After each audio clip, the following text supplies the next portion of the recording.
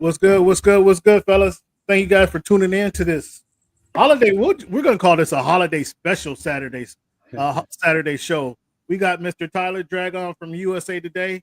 Got my man Cleavon up in the Northwest. Tyler, you got a sweatshirt on, man, but I know it's 65 degrees out there, at least.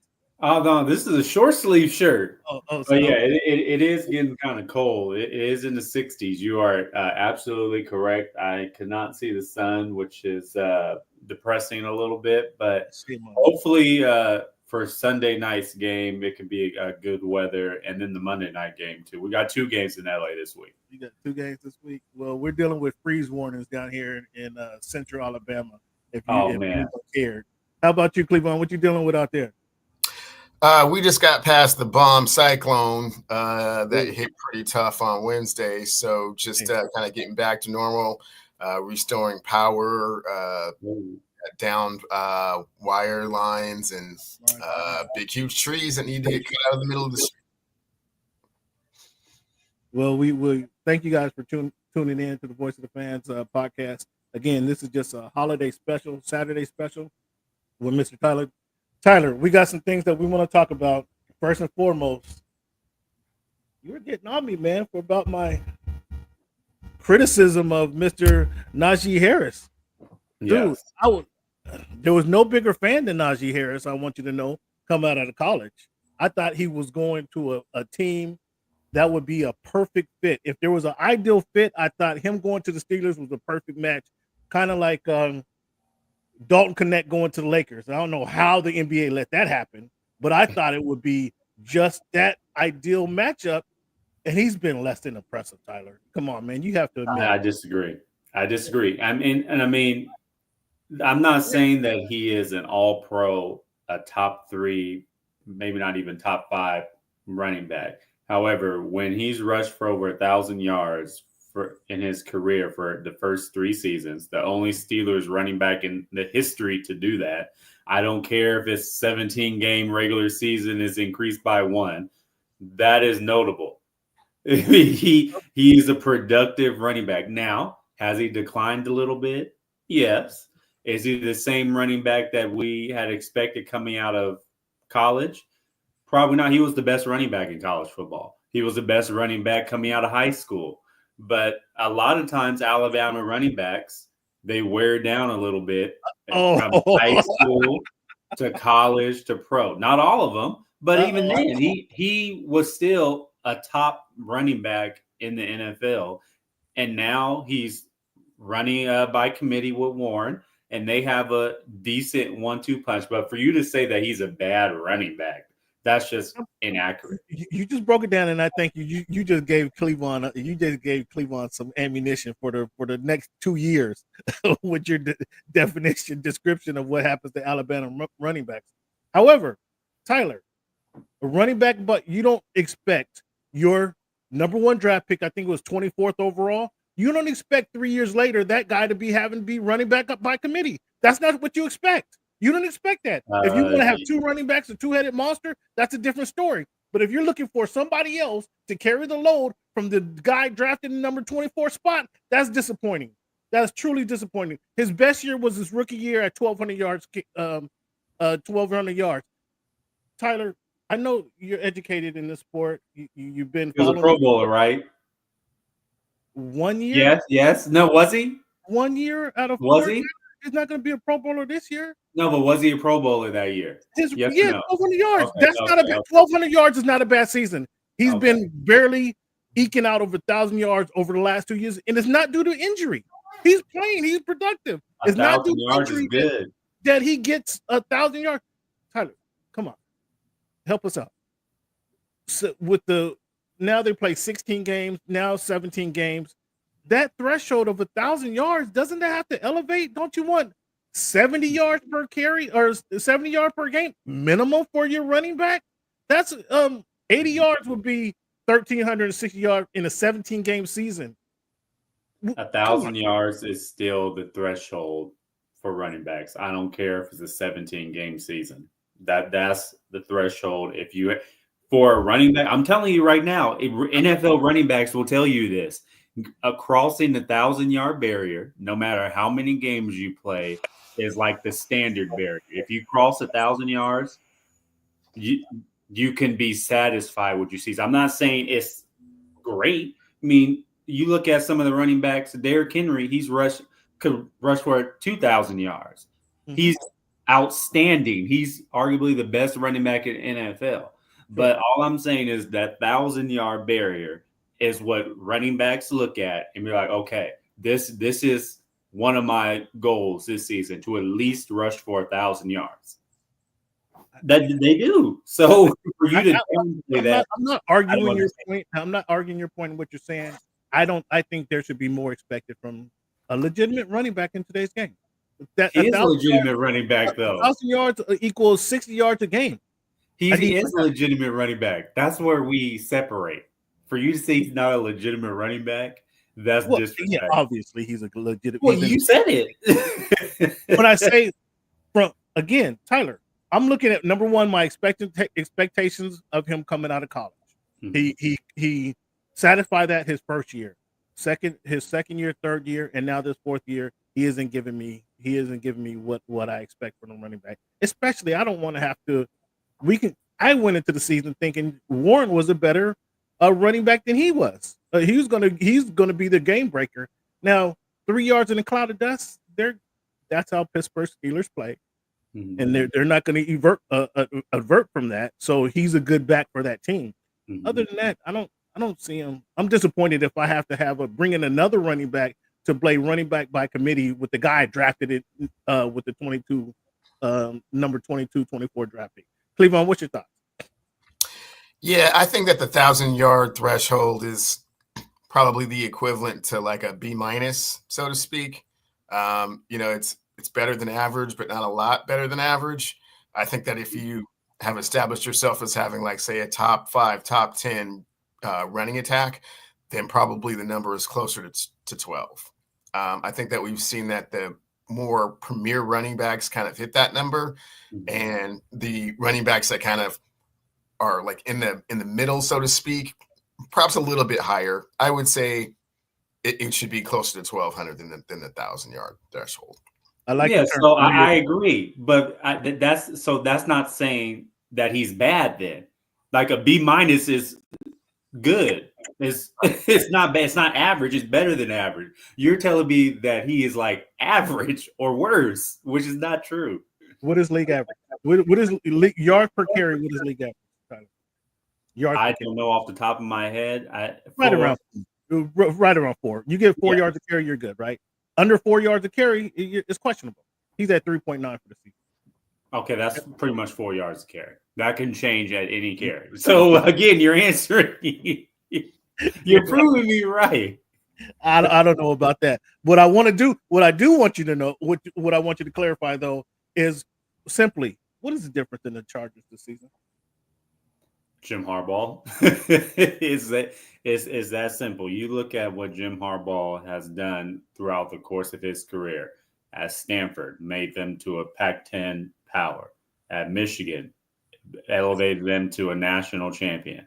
The 49ers were a Super Bowl contender year in and year out, had a Super Bowl appearance. I mean, Jim Harbaugh turns around programs everywhere he's at. I've written about this so many times this year, and he's doing it again with the LA Chargers. I think they're even ahead of schedule. If you would have told me the Chargers would have been 7-3 entering Week 12, I probably would have said 6-4 at best.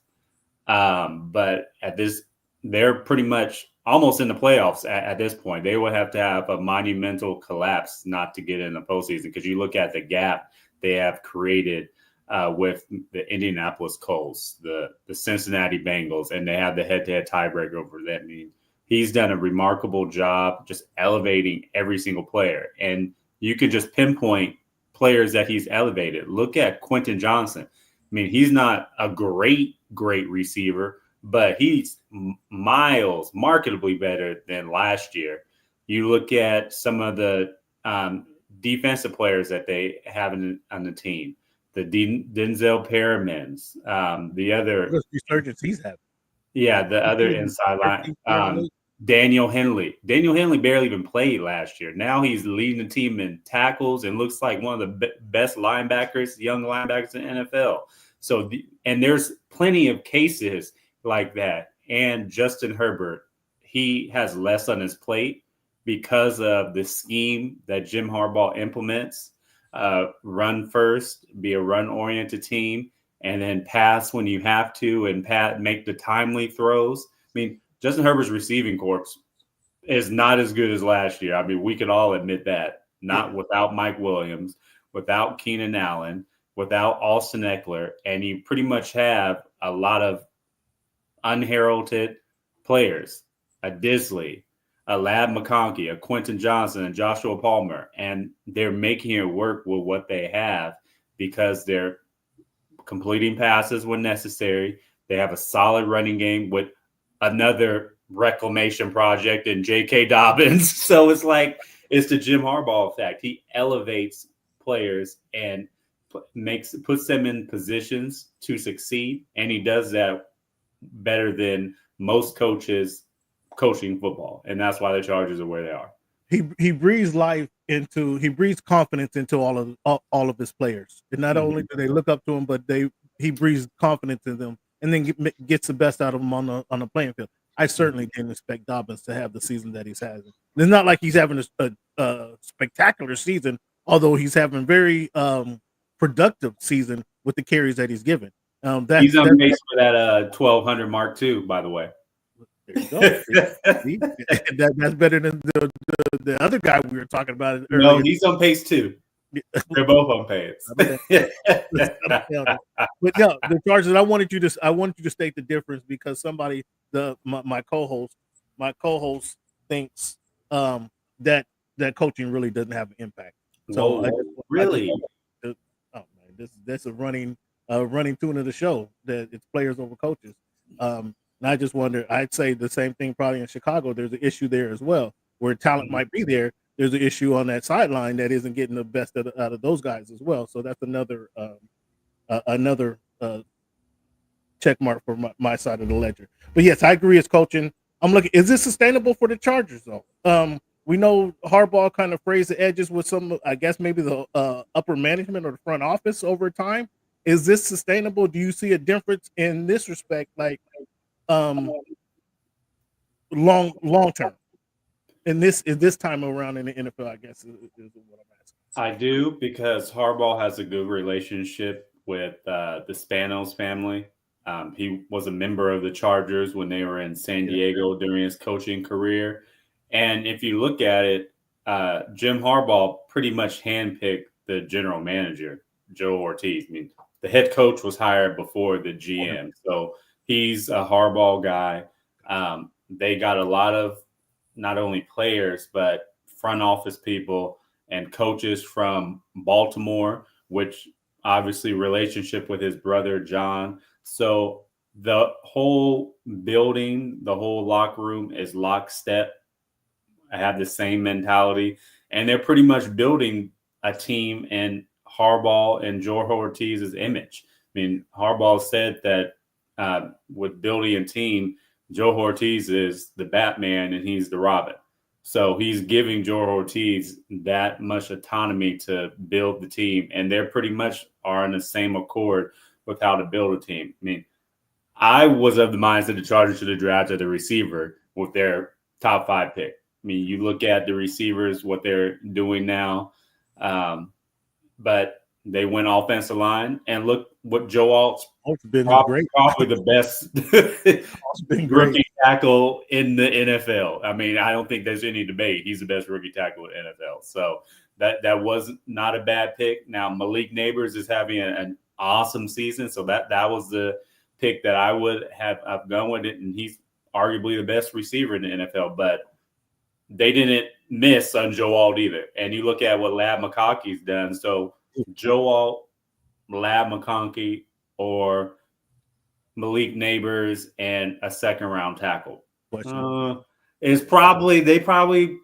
probably wrong, and they're probably correct on this based on what Lab McConkey's done in the slot position. So I think it's sustainable to answer your question. Now, are they an AFC contender this year? No. Well, the Chiefs are still in that division. Yeah, the Chiefs. I still think the Ravens game is going to be huge, but I still believe the Ravens are better, even if the Chargers ultimately win on Monday night. But who you got?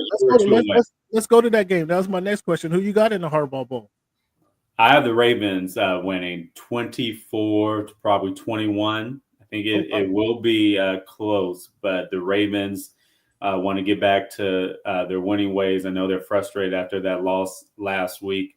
And the Chargers, they're going to be competitive, but I still believe that they're not an upper echelon team in the AFC. They're above average, since we've used that word a lot today. They're middle of the they're around they're a high end wild card team, about 5 or 6. I think they're going to be their sweet spot. Speaking of the Ravens, what has happened to the Ravens defense? It was Patrick Queen. Was he that? No, he's a good player. Was he the end all be all? They just had Hamilton went down. Was it last week or 2 weeks ago? That wasn't. He hasn't been the reason for their drop off this season. What's up with the Ravens? And do you believe in the Ravens in crunch time? So I believe in the Ravens. What's wrong with their defense is they can't rush the passer, and they really don't have a great secondary outside of Humphreys. I mean, you look, they are giving up a lot of passing yards. I still think Jamar Chase is catching passes on them, even though they're already done playing me. The way that he just obliterated their secondary was, atrocious when you look in tape. You look at, the Brandon Stevenses of the world, the Nate Wiggins, he's going to be a solid player, but he's a rookie. But they have not played really well this season. And then their edge rushers, outside of Udafe, they really don't have a good edge rusher. And I wouldn't even say he's good. He's average at best. So they can't rush the passer, and that is affecting their secondary, and their secondary can't hold coverage very long because they really don't have a top flight cornerback on the outside. Humphreys is mainly a slot corner. He can play outside, and he's good, but outside of him, Kyle Hamilton is not really a cover guy. He's just kind of that box safety. So their secondary is their weakness as well as their pass rush. How much of this is a turnover from the personnel turnover, or their defensive coordinator from last season going over to Seattle? It is one because the defensive coordinator. I'm drawing blank on the Ravens defense coordinator, but he has lacks. Weaver. Yeah. Anthony Weaver, I think it. But yeah, he lacks in-game adjustments. I think that's one of the biggest things I've noticed, that they're not making the adjustments when teams are exposing a weakness or keep on going to the same player like a Jamar Chase. Like, how are you going to let Jamar Chase have 200 yards, not once, but twice on you? Won't you double team him or bracket him, put a safety over the top, shade a safety over his way, or extra corner? Like, there was none of that. So I saw Rex Ryan's critique the Ravens defense coordinator. He was like, he just reads from a clipboard. And I feel like that's accurate, because he's reading, okay, this is a good play. Right. But okay, if they're looking at the game and deciding, like make those in-game adjustments, and I think that's lacking. But again, the pass rush isn't helping matters, because if the pass rush isn't hitting home, and Joe Burrows of the world, the Justin Herberts of the world, the Patrick Mahomes of the world, Josh Allen, if they can just sit back and have no pressure, they can pick you apart, and that's what's happening to the Ravens. Now, I know you was at the Rams game when my Dolphins traveled to LA, and I heard you taking shots. I heard you taking shots at Tua in the post-game press conference. Question is his fragility, and are you okay? Do you feel good after this game? Yeah, I mean, that's a legitimate question. Tua has played well since his return. I will give you that. we can all admit him going in for a tackle after his interception and going in head first was probably not the wisest decision, not to mention his terrible tackling form, which he admitted to in my question in answering. So I do give Tua credit, though. He's played well since returning. He's stayed injury-free. Let's hope he stays injury-free. None of us want to see him get injured. But the Dolphins, they have their work cut out for them too. Like, I'm really interested in the last part of the season to see, how the wild card shakes out, because the Dolphins aren't going to catch the Bills.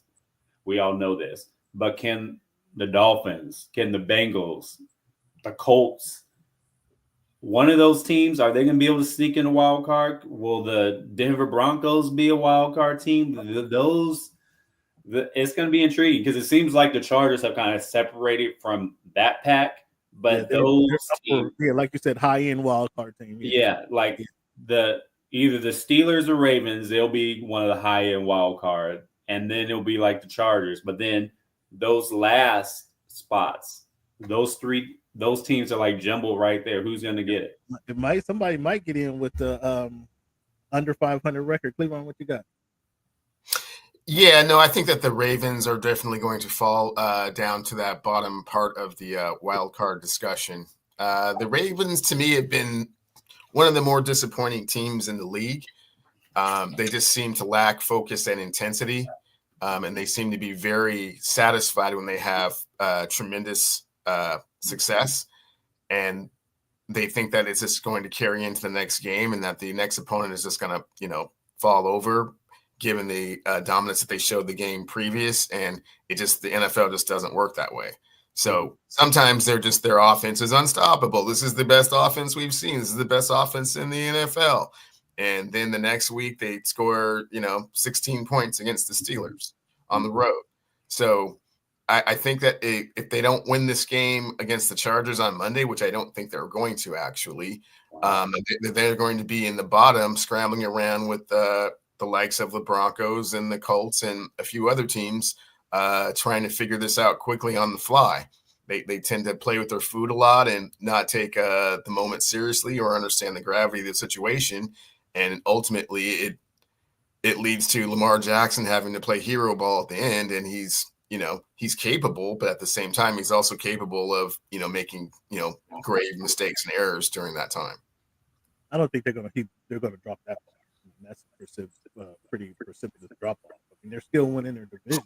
The Steelers aren't running away with it. The Bengals are in the wild card race. I don't think they're going to drop that far, in my opinion.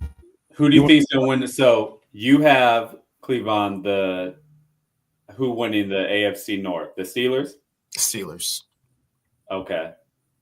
And what about you? I don't trust the Steelers. I think the Ravens is going to be there. I don't trust the Steelers. I don't think that what the Steelers doing is sustainable. I don't think we saw that against Cleveland. They lost to the Colts. They lost to the Colts and another bad team under 500 that they shouldn't have no business losing to. I don't think the Steelers. They're 8-3 and they beat the Commanders and the Ravens, right? Who did they lose to? They lost to the Colts, the Browns. Yeah, they have some bad losses. In the New England Patriots. Yeah. I mean, so I think we see more losses coming for them. They haven't played anybody in their division till Cleveland, and they lost that game. So I think that I don't expect them to win. Well, they did beat the Ravens. I do believe. So I do believe that the Ravens are going to beat them at home, and then the Bengals are going to beat them at least once. So they have at least 2 losses coming. So it's going to be tough. I still believe the Ravens can win the division. I do agree with you, because the Steelers, their offense leaves a lot to be desired. Yeah. And at the end of the day, that defense has a lot of pressure on them to perform at a high level week in and week out. And when you play teams like a Baltimore on the road and a Bengals team that's going to score points, it's going to be tough to match them points wise. Yeah, my concern is more so with the offense. Their defense does step up. Their defense could step up each week. They step up every game and give you surprising plays. Tyler, a couple things before we let you go. Who's the league MVP? I got Josh Allen with his win over the Chiefs, vaulted himself into the MVP leader in the clubhouse. Who do you have? Josh Allen is the leader, but Lamar Jackson is going to catch him because I do believe, just to that last point, the Steelers are going to falter. I didn't know the Steelers. I forgot the Steelers play the Chiefs too and the Eagles still on their schedule, so they might have 4 losses. Right. And Josh Allen, it's going to be tight, but the difference is going to be Lamar Jackson is going to exceed him and rushing yards, rushing TDs, and just those signature plays. Like last week, that 4th down play that Josh Allen had for a touchdown, which ended up being a game-winning touchdown, that was a signature MVP moment. That was one. However, is he going to have another one?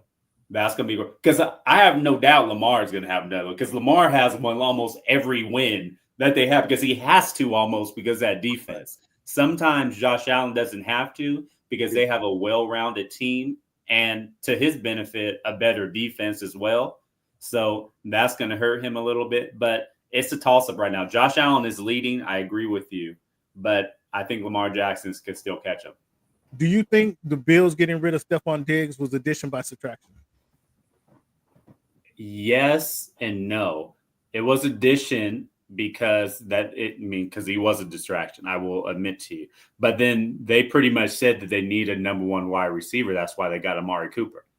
So if you were to tell me trade Diggs for Amari Cooper, then they're almost the same level of caliber receivers pretty much. I still think Diggs is a little bit better, but Amari Cooper is a Pro Bowl caliber wideout. So at the end of the day, they made the right move because Amari Cooper is one of those receivers who's not going to command attention.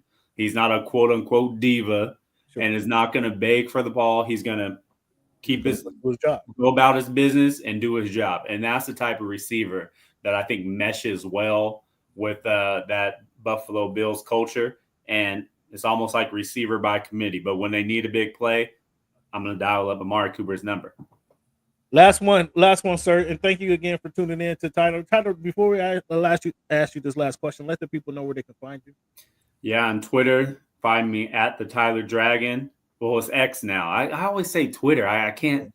I might be with everybody else. Might be getting off the X bandwagon soon and going somewhere else.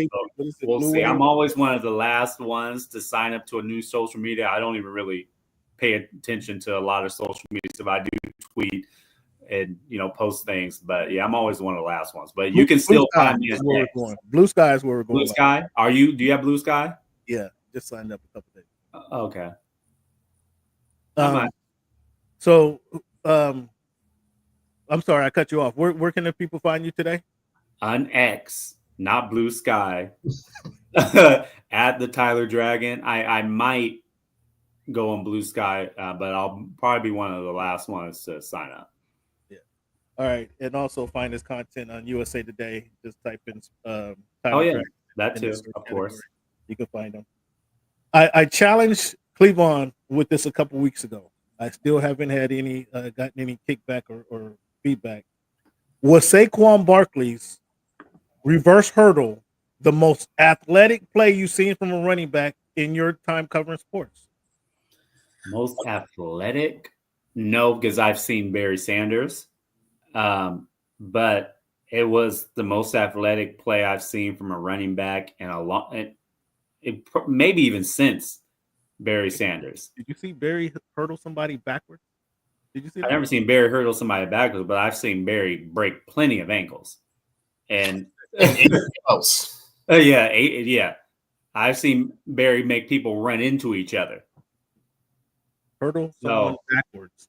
Maybe you need to look at the replay and then. I've seen running backs hurdle now backwards. I'm sure a running back can do that, but they just haven't tried because one is dangerous. Yeah. No, it's incredible. It's not. I'm encourage you guys to go try out on the football field now. But it just happened. It was one. He averted one tackle, juked another dude, and then hurdled the dude backwards. It was like boom, boom, boom. Barry Sanders used to make plays similar to that every week because Detroit Lions offensive line was atrocious.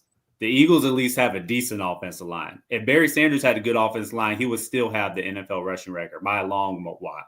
Well, if he just played another season, I think he'd have that too. Hey, well, I mean, he did that with the Detroit Lions. These weren't the new age Detroit Lions, by the way. Either. Detroit Lions.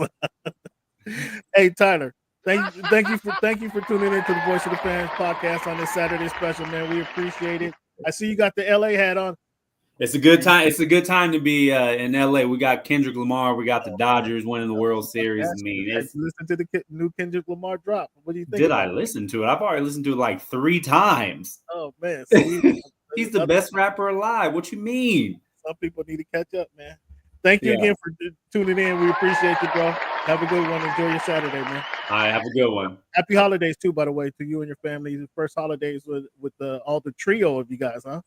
Yes, it's going to be good. Hopefully next time when I'm on, I'm not 20 pounds heavier because I'm sure I'm going to eat a lot for Thanksgiving. But happy holidays to you and your families too. Enjoy yours. Thank you. Take care.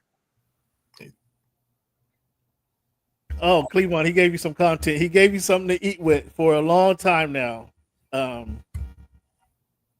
With those Alabama running backs. I know you love to hear that.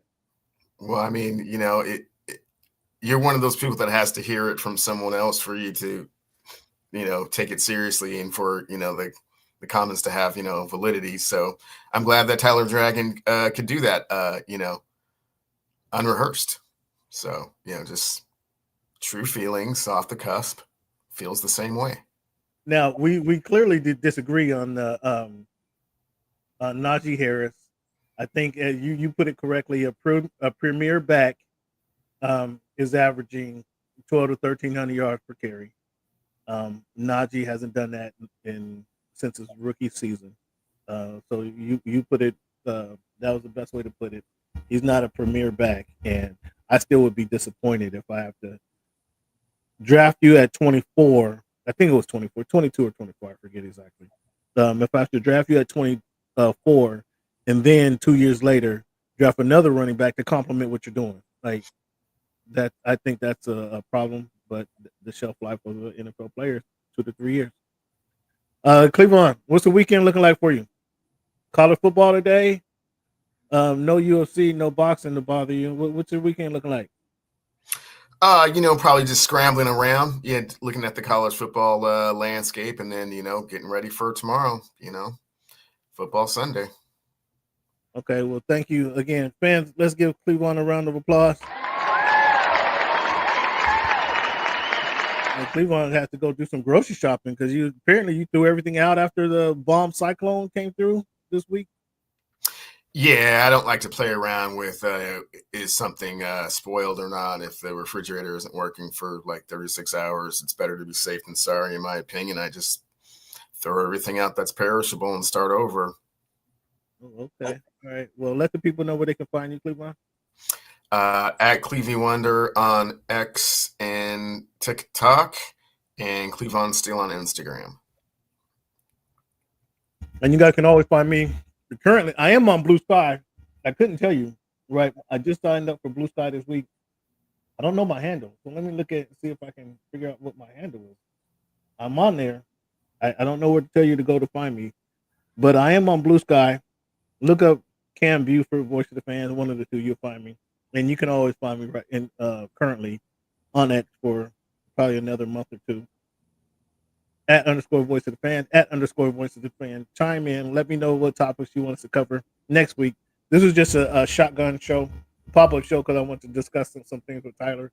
We always do our show every Wednesday night, 7:00 p.m.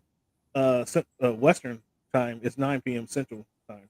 So you can check out Voice of the Fans right here, however you're listening to us, wherever you're listening to us, either on H&B Media TV or Voice of the Fans on YouTube. Thank you for tuning in to Voice of the Fans podcast. As always, fans, thank you for making our voice your choice.